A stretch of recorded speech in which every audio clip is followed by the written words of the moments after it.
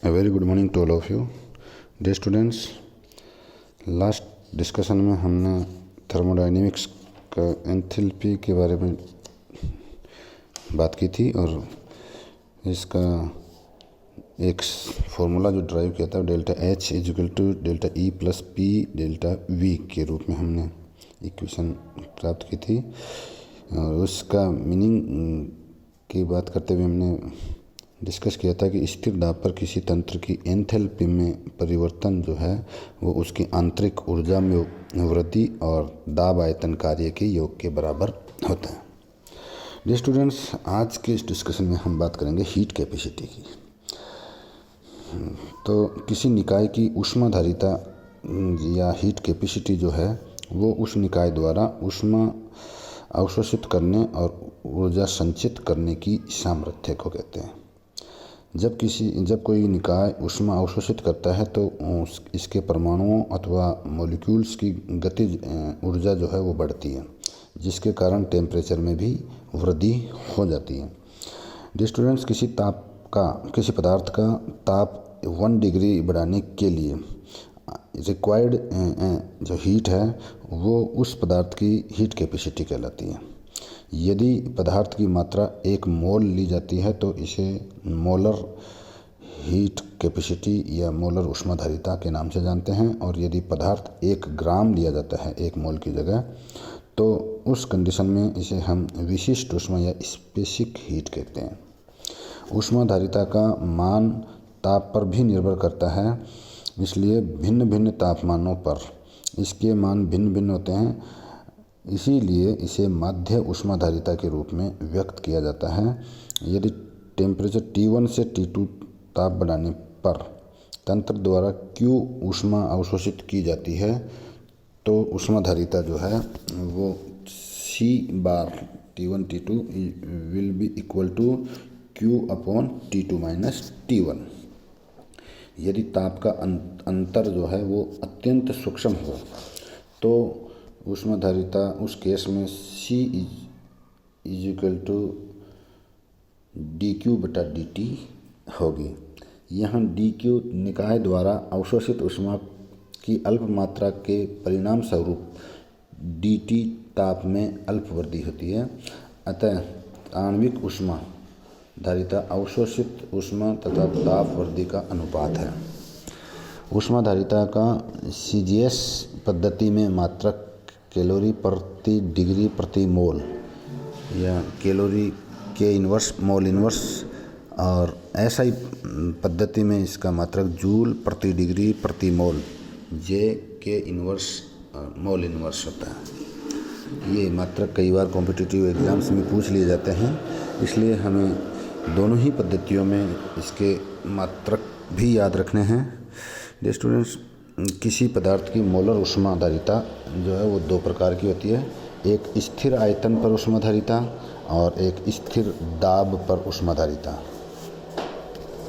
स्थिर आयतन पर ऊष्माधारिता की अगर हम बात करें तो let me tell you that स्थिर आयतन पर किसी पदार्थ का ताप 1 डिग्री बढ़ाने के लिए आवश्यक स्थिर आयतन पर ऊष्माधारिता कहलाती है। डियर स्टूडेंट्स, यदि वस्तु का ताप T1 से T2 तक बढ़ाने के लिए स्थिर आयतन पर QV ऊष्मा दी जाती है तो CV बार जो होगा वो Q बटा T2 माइनस T1। यहाँ V जो है वो स्थिर वॉल्यूम या स्थिर आयतन को दर्शा रहा है। अब अनंत सूक्ष्म परिवर्तन पर CV will be equal to dQ upon dt, जैसा कि हम जानते हैं। और ऊष्मा के प्रथम नियम से हम ये भी जानते हैं कि dQ जो है वो dE प्लस PdV के बराबर होता है। अतः CV या dQ प्रथम ऊष्मागतिकी के प्रथम समीकरण से dQ का मान CV इक्वल टू dQ बटा dt में रखने पर CV will be equal to dE plus PdV upon dt, ये इसके बराबर होगा। तो स्थिर आयतन पर चूँकि dV का मान 0 होता है, अतः CV बराबर dE/dt होगा। क्योंकि dV 0 रखने पर PdV भी पूरा का पूरा ये राशि है वो 0 हो जाएगी, अतः dE + PdV की जगह केवल dE बचेगा और CV बराबर dE/dt हो जाएगा। इसको दूसरे रूप में हम यूँ लिख सकते हैं, CV = dE/dt और ये स्थिर आयतन, ब्रैकेट के बाहर जो V लिखा हुआ है वो जो चरांक, जैसा कि यहाँ पे V है, आयतन है, जो चरांक स्थिर होता है उसको रिप्रेजेंट करता है। डियर स्टूडेंट्स, अतः प्रति डिग्री ताप पर तंत्र की आंतरिक ऊर्जा में वृद्धि उसकी स्थिर आयतन पर ऊष्माधारिता कहलाती है। तो प्रति डिग्री टेम्परेचर जो dt है और उस पर तंत्र की dE जो है आंतरिक ऊर्जा में जो वृद्धि हो रही है उसको इसकी स्थिर आयतन पर ऊष्माधारिता उसको हम कहते हैं। इसी प्रकार हम बात करेंगे heat capacity at constant pressure, स्थिर दाब पर ऊष्माधारिता की अगर हम बात करें तो dear students, let me tell you that स्थिर दाब पर किसी पदार्थ का ताप 1 डिग्री सेल्सियस बढ़ाने के लिए आवश्यक ऊष्मा स्थिर दाब पर ऊष्माधारिता के नाम से जानी जाती है। इसे हम Cp के रूप में रिप्रेजेंट करते हैं। यदि वस्तु का ताप T1 से T2 तक बढ़ाने के लिए स्थिर दाब पर Qp ऊष्मा दी जाती है, यहाँ P प्रेशर को रिप्रेजेंट करता है जो कि स्थिर है, ऊष्मा दी जाती है, तो Cp bar will be equal to Q/T2 - T1 और ब्रैकेट के बाहर जो P लगाया वो स्थिर राशि को बता रहा है जो कि यहाँ पे प्रेशर है, P है। डियर स्टूडेंट्स, स्थिर दाब पर अवशोषित ऊष्मा जो है वो Qp के रूप में रिप्रेजेंट होगी और वो इक्वल किस होगी dE + PdV के, और जिसे हम डेल्टा H या एंथैल्पी परिवर्तन के रूप में भी जानते हैं। इसलिए Cp बार को हम डेल्टा H/T2 - T1 ब्रैकेट के बाहर P के रूप में भी रिप्रेजेंट कर सकते हैं। और इसी तरह इसको एक और फॉर्म में अगर हम लिखना चाहें तो Cp = डेल्टा H/ΔT और स्थिर दाब पर E के रूप में भी लिखा जा सकता है। अतः प्रति डिग्री ताप बढ़ने पर तंत्र की एंथैल्पी में वृद्धि उसकी स्थिर दाब पर ऊष्माधारिता या Cp के बराबर होती है। डियर स्टूडेंट्स, आदर्श गैस की आंतरिक ऊर्जा का ताप और आयतन के साथ जो वेरिएशन होता है, विचरण होता है, उसकी अगर हम बात करें तो लेट मी टेल यू, माना कि आदर्श गैस की आंतरिक ऊर्जा जो कि dE होती है वो ताप और आयतन का फलन है। इसलिए अगर ऐसा, इसलिए इसको हम इक्वेशन के रूप में लिखना चाहें तो E = F और V और T के रूप में लिख सकते हैं। यहाँ E आंतरिक ऊर्जा को बता रहा है, T ताप और V आयतन को बताता है, और आंतरिक ऊर्जा ताप और आयतन का फलन है, तो इसे हम इस फॉर्म में लिखते हैं। क्योंकि E एक अवस्था फलन है, इसलिए dE will be equal to dE/dV स्थिर ताप dV प्लस dE/dt और ब्रैकेट के बाहर V जो है स्थिर आयतन को बता रहा है और डेल्टा T। इसका मतलब इसको हम एक बार ताप स्थिर रखकर इसका अवकलन करते हैं और एक बार आयतन को स्थिर रखकर हम इसका अवकलन करते हैं। लेकिन dE/dt जो है वो स्थिर आयतन की ऊष्माधारिता होती है, जिसे Cv के रूप में रिप्रेजेंट करते हैं।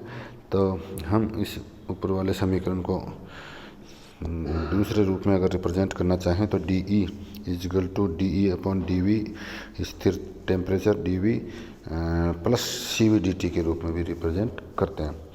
यदि Cv तथा dE/dV स्थिर ताप के मान ज्ञात हैं तो इस समीकरण का समाकलन हम कर सकते हैं और T तथा V के साथ आंतरिक ऊर्जा परिवर्तन की कैलकुलेशन भी की जा सकती है। CV का मान एक कैलोरीमीटर की सहायता से ज्ञात कर लिया जाता है, लेकिन DE/dV जो कि स्थिर ताप पर है उसका मापन कठिन है। यदि यह व्युत्पन्न आंतरिक दाब इंटरनल प्रेशर कहलाता है तथा अंतराणुक बलों पर ये निर्भर करता है। तो स्टूडेंट्स, ऊष्मागतिकी के प्रथम नियम का हम अगर इक्वेशन के रूप में लिखना चाहें तो वो delta Q = DE plus del W के बराबर होता है।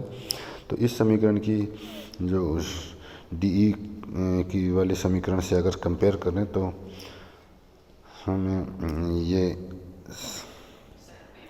dq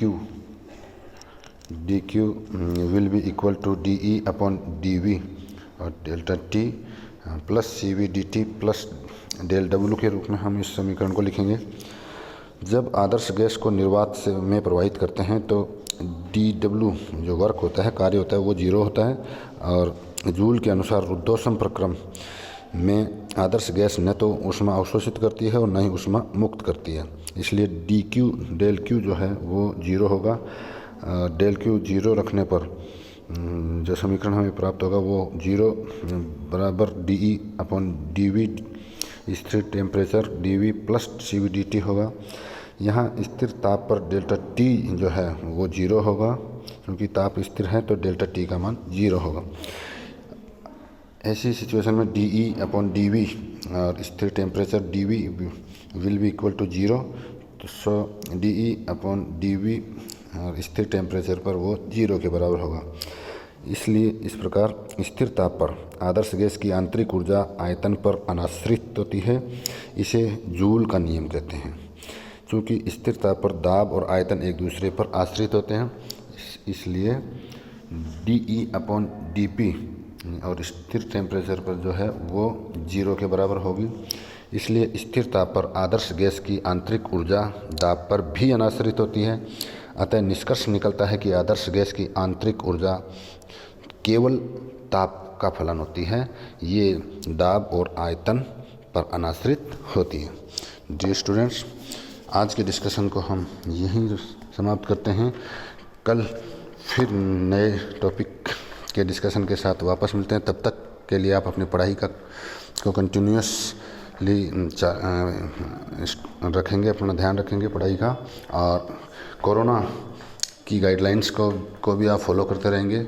इस उम्मीद के साथ गुड बाय, टेक केयर।